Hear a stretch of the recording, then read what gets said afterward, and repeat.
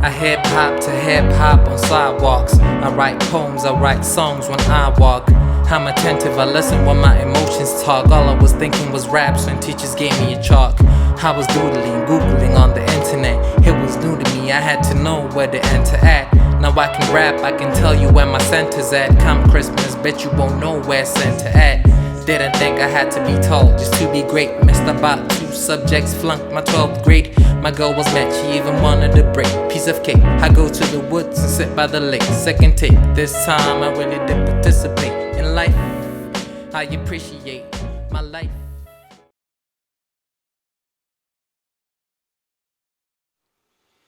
And this very first episode of a Word4Word, brought to you of course by a wedding season. It is whereby we will be talking to a man who has been to various places, performed at various places, born somewhere, grew up somewhere, but he will be the one who tell us more about that because he knows best.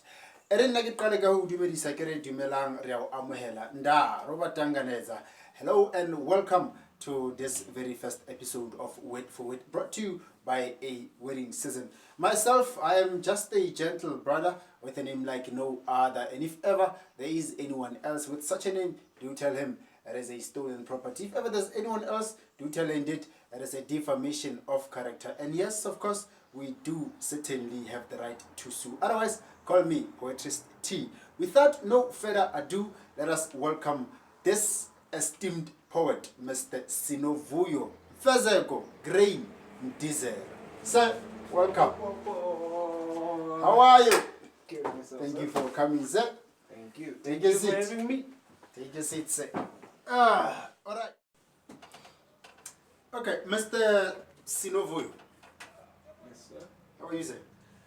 I'm good on yourself, sir. Thank you for coming. It's my pleasure. Yeah, so let's get into it. You were born elsewhere.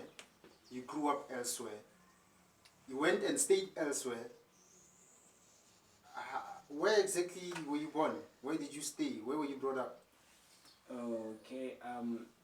SceneOfVuyo was born in KZN. Yeah. And being raised in Pretoria. Oh, well, this happened due to the fact of you only did learn from while they were still in matric. Oh, okay. So that is the thing that caused the whole move. Immediately when she got me, she couldn't continue with school. So she was forced to come to Pretoria. That's when we relocated here in Pretoria. That's when I grew up. And in 2005, it happened that my sister was already there. I had to be in another place, in which was Durban. Oh. Yes. Okay. And 2005, 2006, I was still in Durban. And then when we came back to Pretoria in 2008, if I'm not mistaken, yeah, somewhere there. And then I went back to the Eastern Cape. So yeah, that's how the mismatch. I cannot really keep the record straight, but one place I can say it acted out as my home. I would say it's Pretoria because I was here most of the time. Yeah. I was making all these moves, but coming back at the same time in this particular place, which is Pretoria. Yeah. So you've made it a home. In a way, yes, it is. Okay. It's partially a home. So tell me about this. With you moving around, relocating to places, different places, it means now you have to also change school. Exactly. Yes. So now, it was like that. So how have you found settling into a new school and making new friends? Because you've made other friends from where you're coming from. Well, I don't know how I did it, but there's one thing I can tell you is that I made it though. I found a way to adapt to the way how those okay, let me say the community the school community. I found a way to fit in there. Okay. You could say it's innate, but yeah, this came when I was very young. I was a bubbly person, but at the same time, I'm a very shy person, in which it makes me an ambivert. Yes. Okay.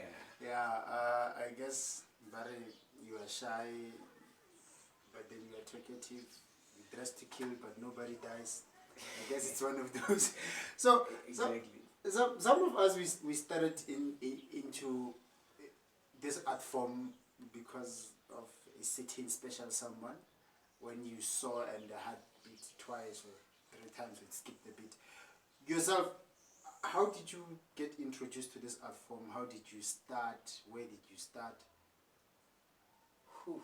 Well, mine was very contradictory. Okay, do Due tell. Due to the fact that it started way back in 2010, 2010. Yeah. I remember, yeah. And the contradictory part is that I hated poetry. I wanted to get to that.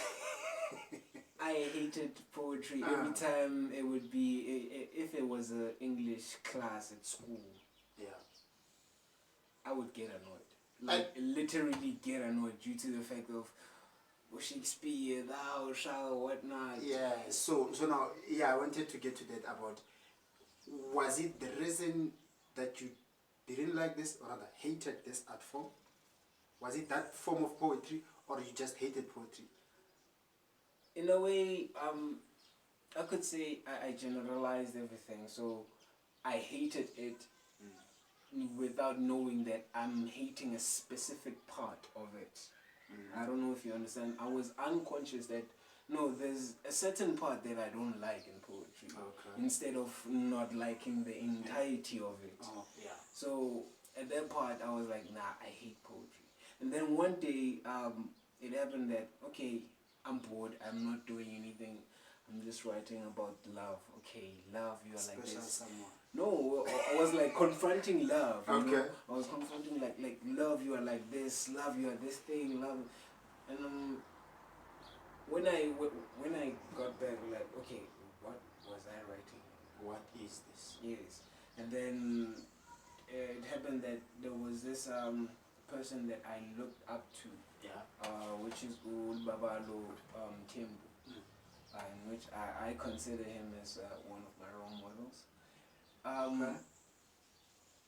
I showed him this piece and he was like, nah, dude, You why can don't grow you from this. why don't you write poetry? I was like, Me and poetry. me Okay. and poetry. Nah, it's like, no, dude, you are good. And then that's when the love actually went, okay, since I've heard such words from the person that I look up to, that actually made me dive in and like straight up deep into poetry. Yeah. Speaking of deep, it is a common knowledge that poets are deep. But then some people say that sometimes they just don't make sense. It's not that they're deep.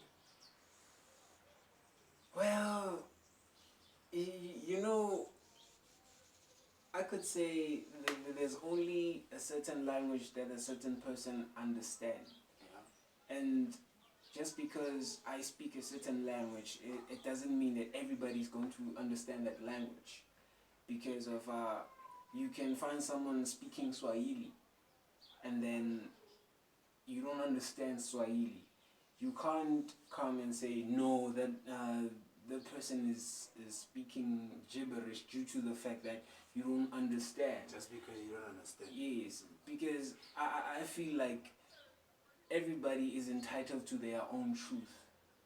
So everybody is entitled to their opinions, not, you know, I don't know how to put it, to intervene in someone else's belief due to the fact that their belief contradicts the other person's belief. You see, that's how it is for me in poetry. So just because you have an opinion, it doesn't make it right. It doesn't make it wrong either. Yeah, well, after all, everyone is entitled to their own opinion. Exactly. So now, yourself, you have been to various platforms. You have performed there. How was the reception? How was your first time? Whew. There's one thing I'm going to say before everything. Yeah, people out there are talented. There was a point, I will start up with the word and sound. Yeah. Oh, I could say that Felt like not going to the stage anymore. Oh. I don't know if you understand that they call out your name and say, SceneOfVuyo up next. You see, there's something that happens in the stomach. And you can't say it's butterflies. No, butterflies are way better. You feel like you can just go to the loo immediately. Give me a moment. Exactly, and then just like, yeah, I had one of those moments most times, and unfortunately that cost me a lot. But that made me understand and look at poetry, the poetry industry in a different manner, due to the fact that I saw how people are scratching their imagination, like reaching some levels which I envy to get there one day. And throughout those fumbles, actually, I've learned that, okay, yes, it's not your time yet. Yeah. I believe Very that right time. due to the fact that I believe I can reach any level if I put in some work into it. And that actually inspired me to write even further. And try to scratch my imagination a little bit further too, yeah. So now, because you come across and meet different writers who write differently, of course, and have their own perspective into this poetry. So yourself, how do you define this art form? Well, poetry is life. Yeah. Poetry is love. Poetry is a person who has two hands. One is a hand of calamity. One is a hand of healing. That comes this law. Exactly. It's in order for it to manifest, these two has to be in sync. Meaning there is a bad side, there is a good side, and in order for it to be these two have to be in sync, has to be one. That's how poetry it is. The yin and the yang. Yes. Balancing. Yes, the balance. Yes, in you can find that in a love song. Yes, you will include emotions, all that type of stuff. But if you don't put that a little bit of a shade, you might be directing people to love as something that is utopia, something that does not have any flaws. I think at some point as writers we have to be realistic, because I believe, I think I went too far then. I really think I went too far. But it's okay. I believe that when we write, we have to make sure that when these things are realistic, are conforming to what we are doing. Yes, we might be writing about name chunks, but they must mean something. They must mean something that is close and familiar to people. Hence, we are doing this not for us only, we are doing it for people to observe too. That's what I believe other poets are doing. So now, would you say it's possible to, because some define poetry as an expression, as emotions and whatever else, would you say it's possible to write or to perform poetry without creative writing? Can it be in existence? I don't think so. So you just have to be creative. In a way, you have to, because poetry is tricky to be honest with you. It is tricky because of we have people writing prose and they say it's poetry. And yes, I've been a victim of that. I've been doing that, but there's a margin that I think you have to reach in order for you to say this is poetry. Yeah. And there's a margin that says no, this is a speech. No, this is a prose, in which it's so confusing. A lot of people are a victim of such. So poetry, you need to be creative, and because it needs a lot of work rather than the the sentences just that those sentences. Oh, sorry. Those sentences, then it's a core. It's a core. No, it's not our mother tongue. We do understand. But I do understand the construction of those sentences, or rather those lines. Yeah. It comes with creativity. Exactly. So now, speaking of creativity, while we're still at it, you were born SceneOfVuyo. Yes. Mfezeko. Yes. Graham. Diesel. Yes, sir. So now, okay, the surname, yeah, it's something else, and your other names. Let's speak of your stage name. How did it come about? SceneOfVuyo. Because surely there's creativity there. Okay. Starting off, at first, before the name SceneOfVuyo manifested, I was the art scene. Yeah, I remember that. I'd love to start with that because I believe that the birth of this stage name is from art scene, and been having ideas about it. Art scene at first was like, if you looking at the creation of man, that's an art scene. So that's Wow. that's how I was like, no, I am art scene.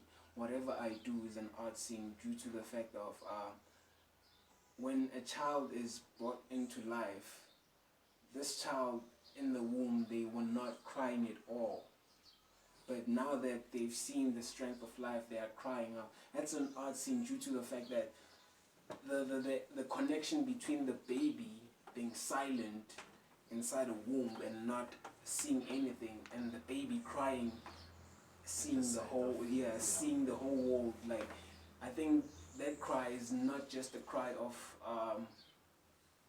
I'm crying. No, it's a cry of hope. Like, it's a cry of something that, like,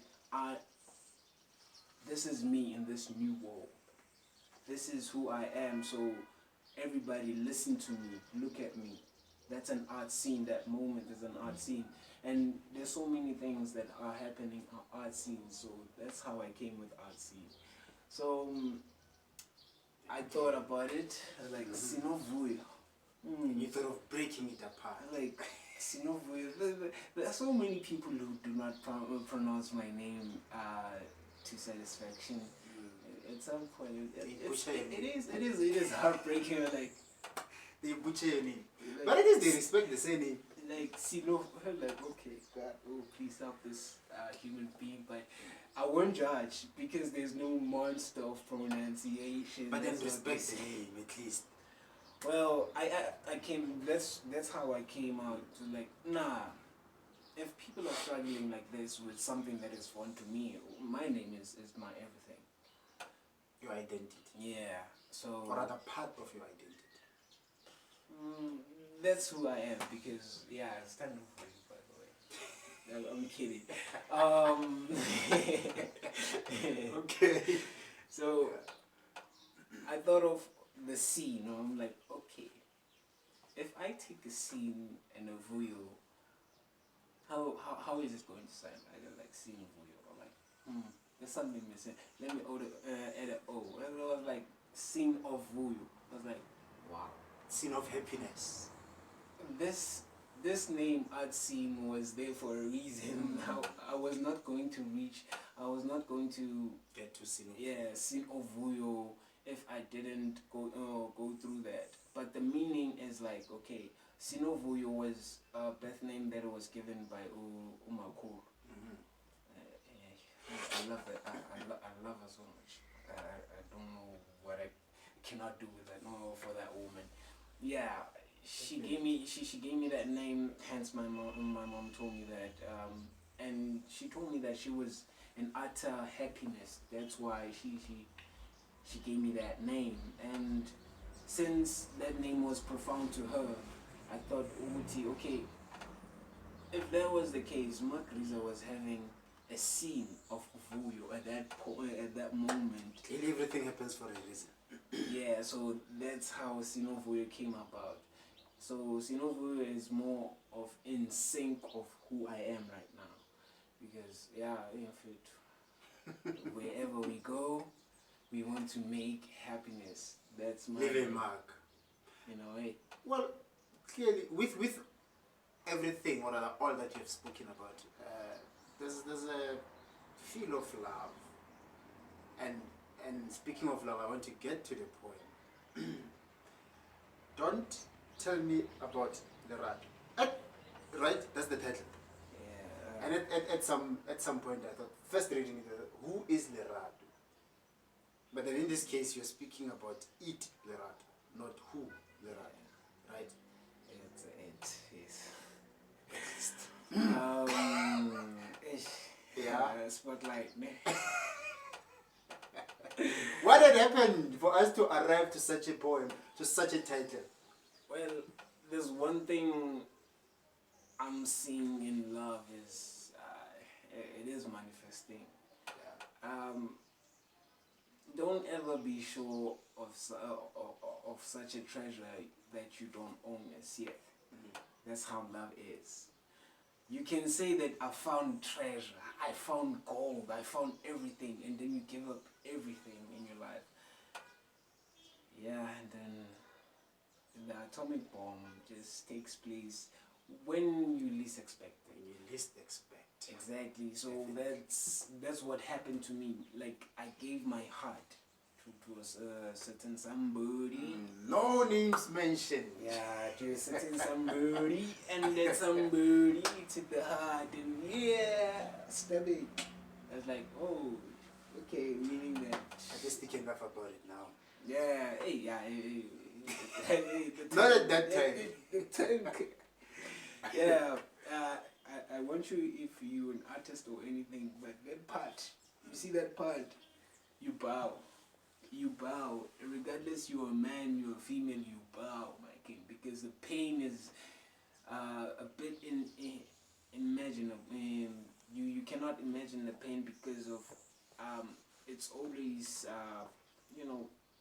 consuming your chest in a way. So yeah, that's how I came with the poem. Like I've wasted a lot of time.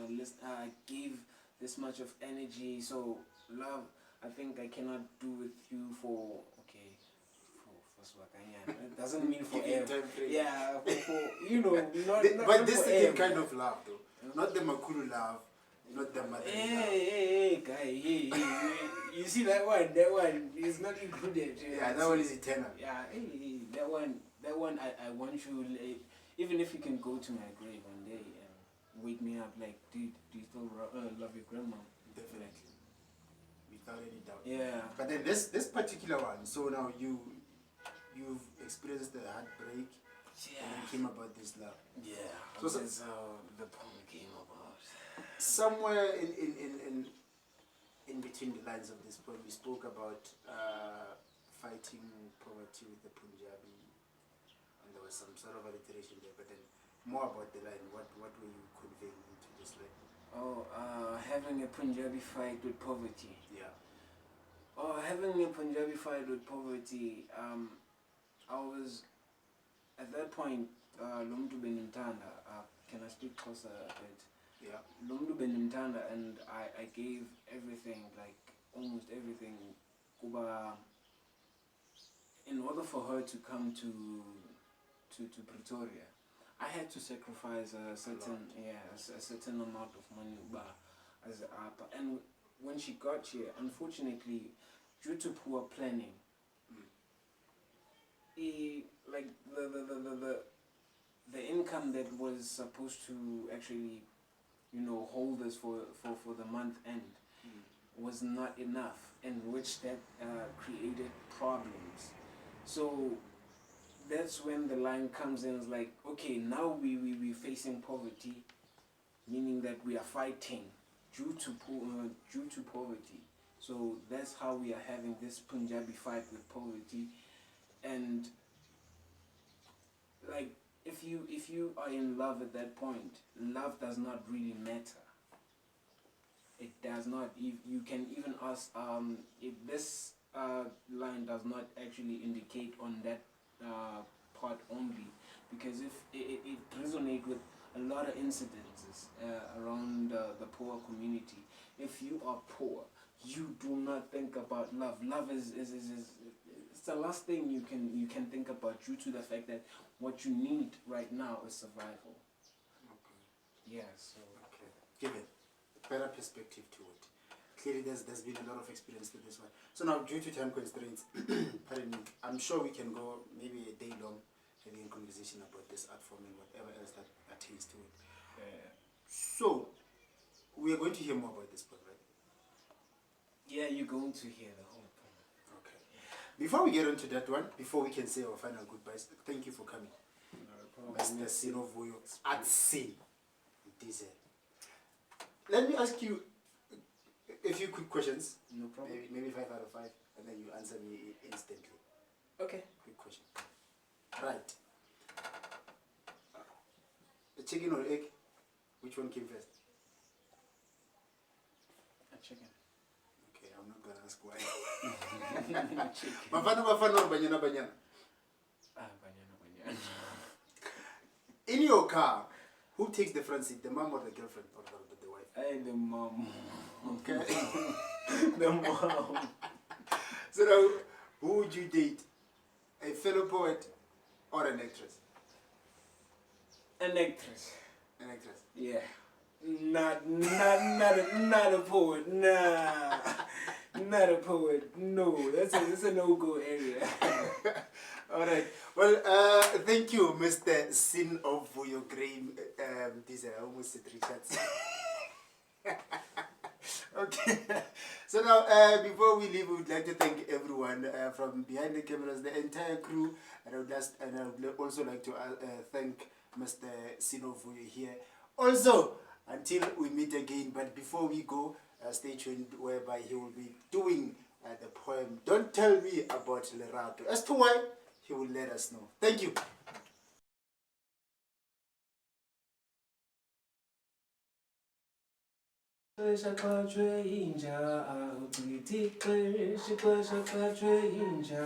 Izandla zakho zinameva ziqhubeze yami inyungu zinameva.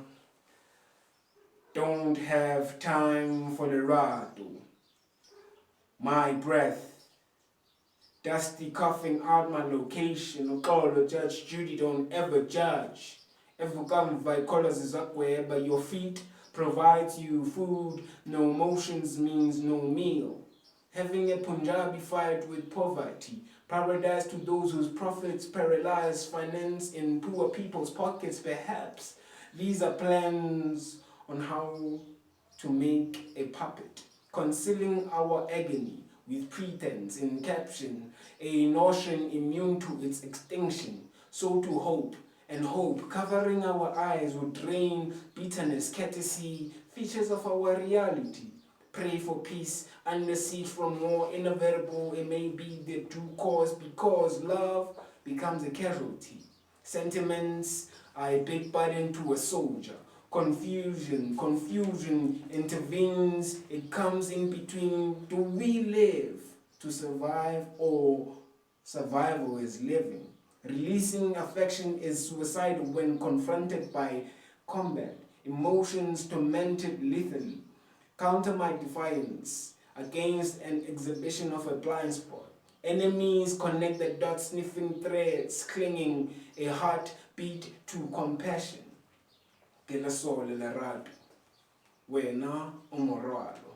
Que le sole Lerato, anokwazi ufukula umhlaba ngesifuba. Que le sole Lerato. Izandla zakho zinameva ziqhubeze yami inyongo. You are a myth, love. Might as well shape shift to resentment. Don't have time for Lerato.